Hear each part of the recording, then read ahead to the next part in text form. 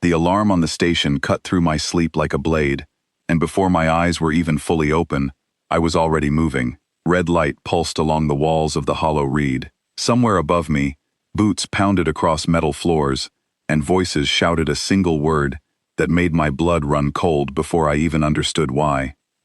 Corvin. I did not know that name yet, but every other creature on this station seemed to know it, and the fear in their voices told me everything I needed to know. Something was coming, something old, something that made grown soldiers freeze in place.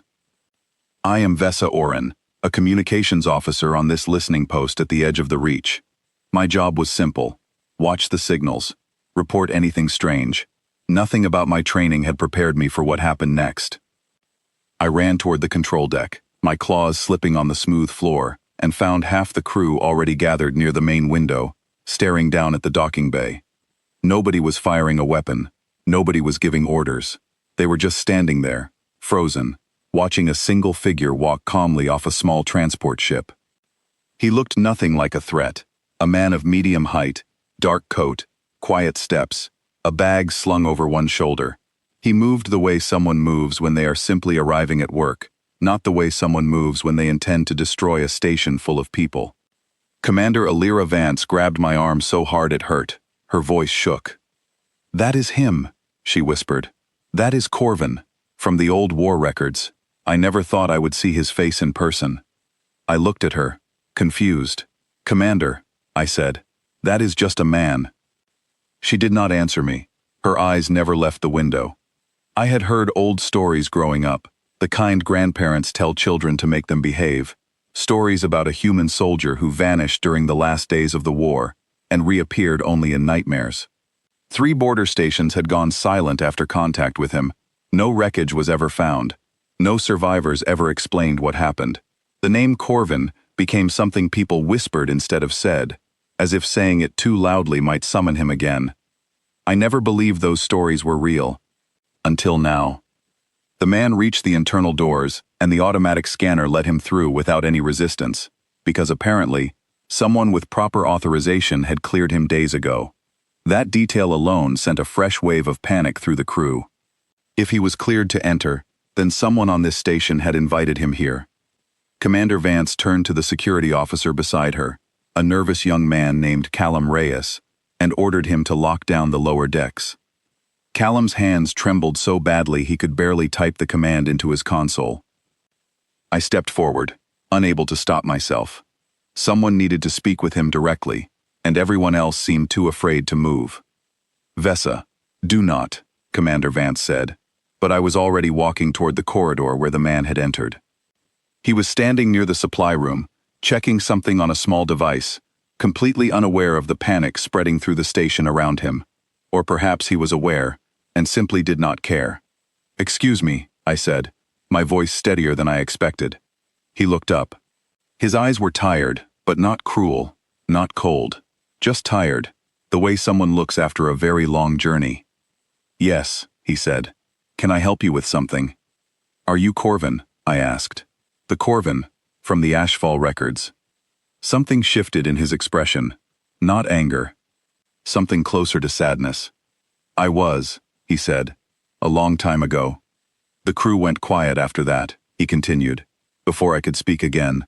Even hearing the name still does that. Interesting, how memory works. I did not understand what he meant, so I asked him directly. "What happened during those 6 months? The stations that went silent. What did you do?" He set his device down and rubbed his eyes, as if the question exhausted him more than any physical fight ever could. "We lost contact with command," he said. "Our ship was damaged beyond repair. There were 4 of us left, stranded near your border, with no way home, and no idea if anyone was even looking for us. Your stations detected unfamiliar movement and assumed the worst, because that is what fear does. It fills silence with monsters." "But the stations went dark," I said. "People vanished. Nobody explained it." "They went dark because we redirected an attack meant for them," he said quietly. "There was a strike fleet moving toward your border, and we were the only ones close enough to stop it. We took the damage instead. We never had the chance to explain, because after that, we were presumed dead, and honestly, For a while, we nearly were. I stared at him, trying to reconcile this quiet, tired man with the terrifying legend I had grown up hearing. "Why are you here now?" I finally asked. He smiled, just slightly, and the tension in his shoulders eased. "Your supply officer ordered parts for the station's cooling system," he said. "I deliver parts now. That is genuinely the whole reason I am here." For a long moment, I could not respond. 80 years of fear, of whispered warnings, of children told to behave, or Corvin would find them. And the truth was this ordinary, this simple, this painfully human. Behind me, I heard footsteps, and Commander Vance appeared at the end of the corridor, flanked by 2 armed guards. Her face was pale, but her posture was firm. "Step away from him, Vessa," she said. "He is not a threat, Commander," I said. "He explained everything." She did not lower her weapon immediately. Old fear does not disappear simply because someone offers an explanation. I understood that better than anyone, standing there between them. "Commander," he said gently, raising his hands slightly to show he meant no harm. "I understand this is difficult. I have caused fear in this region for longer than I ever intended to. I only came here to deliver equipment your station requested. If you would prefer, I can leave immediately and send someone else next time." Something about the calmness in his voice finally reached her. She lowered the weapon slowly, though her eyes remained cautious. "Why did nobody correct the records?" she asked. "Why let the fear continue for 80 years?" "Because for a long time, nobody asked," he said simply. "And after a while, it became easier to let the story exist than to relive what actually happened. Some memories are heavier than the fear people build around them." The corridor was silent again, but this silence felt different from the panic earlier. It felt like understanding beginning to settle where fear used to live. Commander Vance finally stepped closer, studying his face carefully, the way soldiers study something they are trying to decide whether to trust. "The records say 3 of my people's ancestors died during that silence," she said. "Is that true?" "Yes," he said, his voice quiet but steady. "2 of my crewmates as well. We never had the chance to properly mourn them, because the moment we returned, all anyone wanted to know was where we had been, not what we had lost." For the first time since the alarm had sounded, Commander Vance's expression softened into something resembling sympathy rather than suspicion. "I am sorry," she said, "for assuming the worst." "You built a monster out of grief and silence," he replied. "That is not unusual. Fear fills gaps faster than truth does." The guards lowered their weapons fully now, glancing at each other uncertainly, unsure what to do with a legend that had just turned into an ordinary, grieving man standing quietly in a supply corridor. Commander Vance extended her hand toward him, a human gesture I had only seen in old training videos. "Welcome aboard the Hollow Reed," she said, properly this time. He shook her hand, and something in his posture finally relaxed completely, as if he had been carrying a weight for 80 years and had just set part of it down. "I will get your cooling parts unloaded," he said. "Won't take long." As he walked toward the cargo bay, the crew around us slowly began returning to their normal duties, though many still glanced over their shoulders at him, unable to fully release decades of inherited fear in a single afternoon. I understood that too. Old stories do not disappear the moment truth arrives.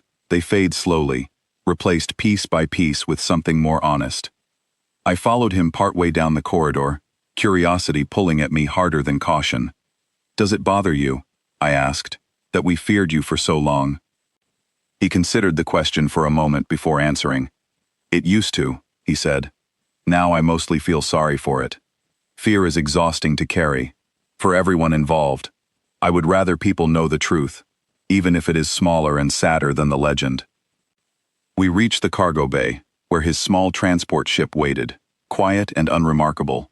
Nothing like the terrifying vessel described in old station logs. "Will you come back?" I asked.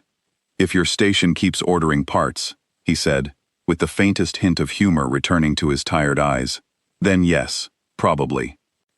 As he began unloading crates with careful, practiced movements, I stood there watching, thinking about how easily fear can outlive the truth that created it, and how much courage it must take for someone to walk calmly into a place that has feared them for generations.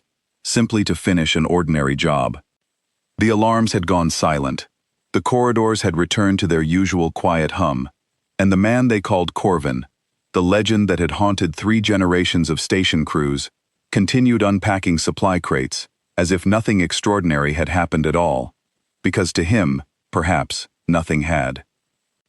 I realized then that the most frightening stories are often built from silence, not truth, and that sometimes, the bravest thing a person can do is simply show up, calm and steady, and let the truth finally speak for itself.